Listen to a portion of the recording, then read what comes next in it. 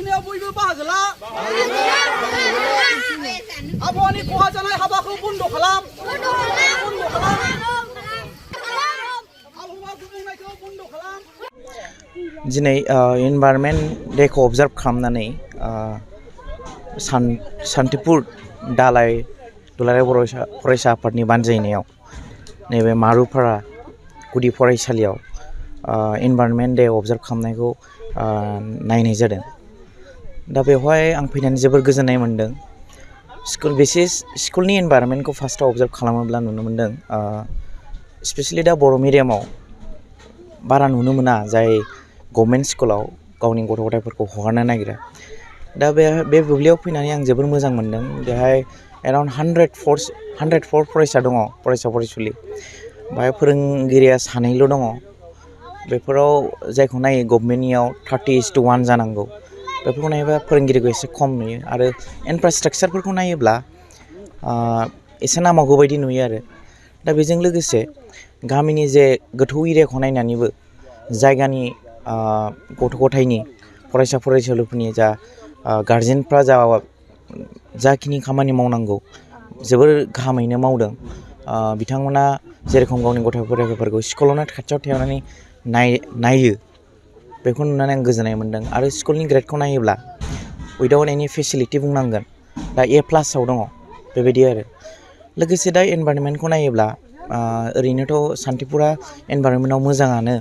दा जोंनि नै दाख्लि थांनाय साननैसोआव गुदुंनि बुब्लि जानानै थांबाय एराउन्ड 39 डिग्री सेन्टिग्रेड जानानै थांबाय। दा बेफोरखौ नायोब्ला जोङो जोंनि एनभायरनमेन्टखौ मोजाङै नायनांगोन।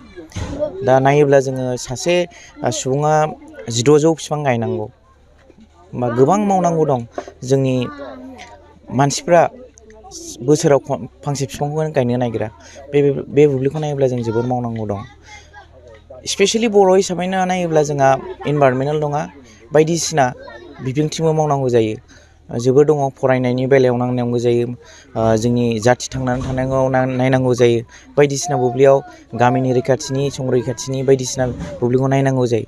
दा बेफोरखौ नायनानै जोङो दा जायखिनि सान्तिपुर दालाय दुलाराय फरायसा आफादा खामानि मावदों बेखौ नुनानै जोबोर मोजां खामानि मावगासिनो दं। आं थांनाय 2 बोसोरावबो सिथाबनानै दङ बे एरियाजों। दा बिथांमोनहाबो जोबोद सापर्ट होदों जोंखौ, फरायनायनि बेलायावनो जा बायदिसिना बिबानावनो जा बिथांमोना मावदों। दा आं अभारअल नायनानै दिनैनि बिथांमोननि खामानि आरो गामिनि रायजो राजानि सापर्ट होनाय बेफोरखौनो जोबोर गोजोननाय मोन्दों। जोंनि बर'नि गेजेरावबो बिदि दं बेखौ नायनानै जोबोर गोजोननाय मोन्दों आरो। दा बिनि खोथाखौ होननानै आं दिनै सान्तिपुर दालाइसा दुलाराय बर' फरायसा आफादा जे दिनै 5 जुन बे मुलुगनां आबहावा सानावहाय जे बे फोरबोखौ फालिनायजों लोगोसे जे सान्तिपुर दालाइसा दुलाराय बर' फरायसा आफादनि सिङाव थानाय बैग्रिगुरि गामिनि मारुपारा गुदि फरायसालियावहाय जोङो फुंबिलिनि माखासे हाबाफारि लानानै बे हाबाफारिखौ खुंफुंदों। जों बे हाबाफारियावहाय गाहायै बे स्कुलनि माखासे बाउन्डारि आरो स्कुलनि बायहेरायाव थानाय माखासे लांदां हाफोरावहाय जोङो माखासे बिफां गायदों। बे हाबाफारिखौ जों मावफुंदों। बेजों लोगोसे दिनै जोङो जोंनि बे ओनसोलनि माखासे आबहावानि सायावहाय नुजाबाय थानाय माखासे जेंना आरो जे आबहावानि मोनसे जेंनाया बे मोनसे ओनसोलनि बबेबा मोनसे बियो लिमिटेड नङा, बियो मोनसे ग्लबेल इस्यु। दा बेखौ जोङो नोजोर बोनानै जे दिनै जाहाथे जोङो जोंनि बे ओनसोलनि सुबुंफोरखौहाय मोनसे आबहावानि सायाव सांग्रांथि लाबोनो हायो, बेखौ लानानै जोङो बे फरायसालिनि माखासे फरायसाफोरखौ लानानै आरो बे गामिनि माखासे रायजो राजाफोरखौ लानानै जोङो दिनै मोनसे हान्जा सुरनाय हाबाफारिबो जोङो बे फोरबोजों लाफादों। दा आङो खुब गोजोननाय मोन्दों दिनैहाय जोङो जे आबहावानि सायावहाय जोङो माबायदि मावनांगोन जोङो बेखौहाय जोङो दिनै बिनि गेजेरजों जोङो रायजोफोरखौ बेखौनो खावलायनो सिगां जों जे जोङो दिनै साफ्रोमबो जों सुबुंफोराहाय बे आबहावाखौ गोथारै लाखिनायाव आरो बेखौहाय आबहावाखौ मोनसे गोग्गोयै लाखिनायावहाय जोङो बयबो बिबान दङ, जोंहा बयबो मावनांगौ दङ। बेखायनो आङो बे ओनसोलनि साफ्रोम रायजो राजाफोरखौहाय जेनाखि दिनै जोङो नुबाय थादों जे माखासे फरेस्ट ओनसोलखौहाय माने एक्सप्लइट खालामनाय, डिफरेस्टेसन खालामनाय, बेफोर माखासे आबहावानि खहा गोनां हाबाफोरनिफ्राय जाहाथे जोंनि साफ्रोम सुबुंफोराहाय दिनै मोनसे जानगाराव थायो। आङो बेखौ बेनि गेजेरजों बे हाबाफारिनि गेजेरजों जोङो दुलाराय बर' फरायसा आफादा मेसेज हरनो जोङो सानदों रायजो राजाफोरनोहाय।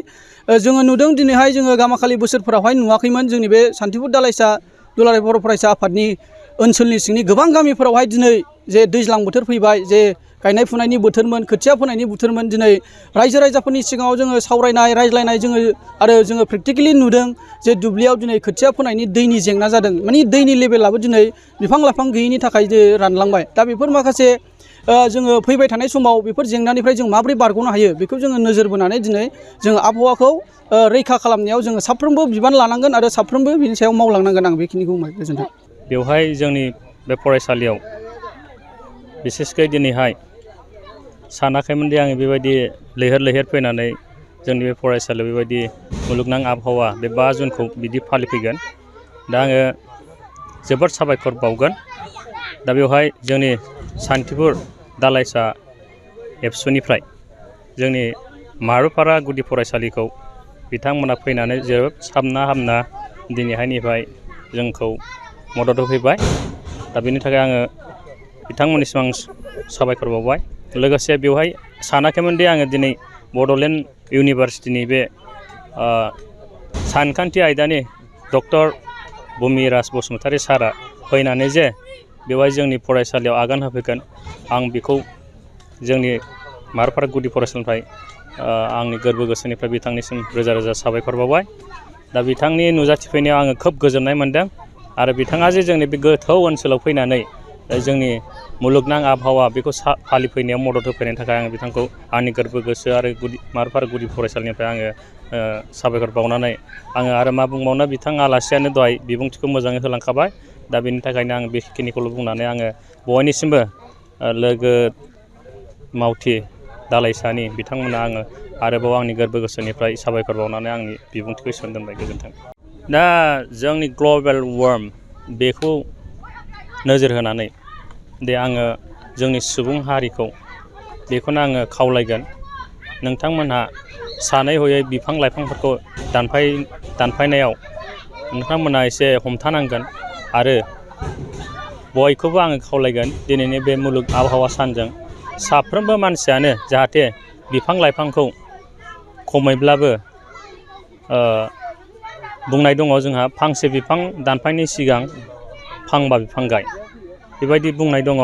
दा बेनिखायनो जोङो बे मुलुगनि आबहावा गोजोन लाखिनो थाखाय साफ्रोमखौबो आङो मुलुग आबहावाल' नङा बिदिनो बोथोर लानानै जेनेबा जोंना दैज्लां बोथोराव जोङो बिसेसकै जोंनि बे जोंनि चिरां ओनसोलाव बिफां गायनाया खोब मोजां सम। बेनि थाखायनो बे दैज्लां बोथोरावनो बिनि आगोल जेनेबा बैसाग जेठ बे दानाव जाहाथे साफ्रोमबो सुबुङानो बिफां गायनो सोलोंथों आरो बिफां दानफायनायखौ बन्द' खालामथों आं बेखौनो खावलायनानै दोनथ'नाय जाबाय।